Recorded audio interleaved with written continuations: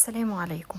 لو عايزة تعملي حاجة جديدة في الفطار أو العشاء، ولو عايزة تعملي سناك خفيف بمكونات بسيطة من غير خطوات كتير، تعالي هنعمل الموضوع ده بحبتين بطاطس وكوباية دقيق بس. تعالي نقول بسم الله الرحمن الرحيم، وناخد حبتين البطاطس نقشرهم ونقطعهم مكعبات بالشكل ده، وبعدين نبدأ نغسلهم كويس عشان ننزل كمية النشا اللي بتبقى موجودة في البطاطس، ونبدأ نسلقهم في حلة فيها مية من غير ما نحط في الحلة دي لا ملح ولا أي بهارات تانية.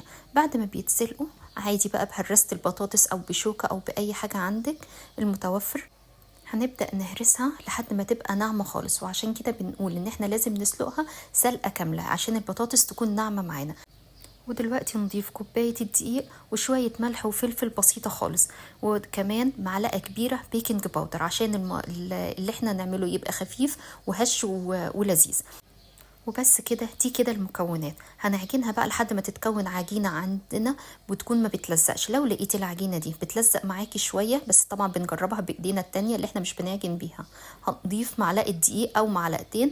لو لقيتيها كده تمام ومش بتلزق خلاص يبقى العجينة مش محتاجة حاجة. والمقدار هنا الدقيق مفيش مشكلة، لو زاد منك شوية او قل مش هيحصل حاجة.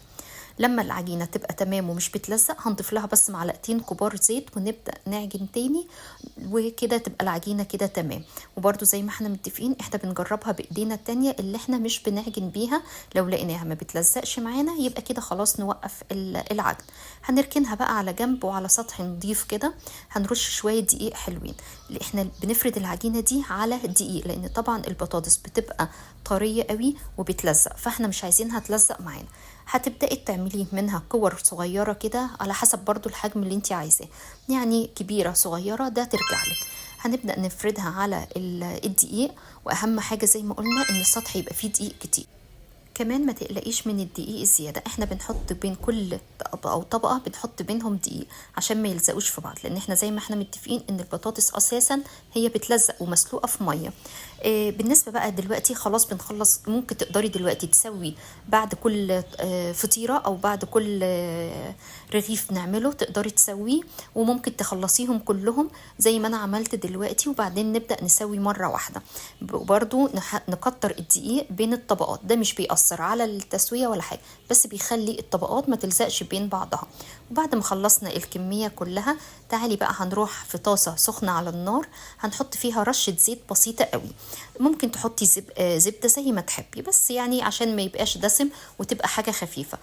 وعلى نار متوسطة هنبدأ نحط كل فطيرة ونبدأ نقلبها كل دقيقتين، يعني كل دقيقتين نقلب على الوجه ده، بتلاقيها بتعمل زي بابلز كده أو تنتفخ من أماكن، ده عشان برضو لأن الفطير ده بيبقى هش وخفيف لحد ما يتلون كل وجه كده بلون اللون الذهبي الحلو.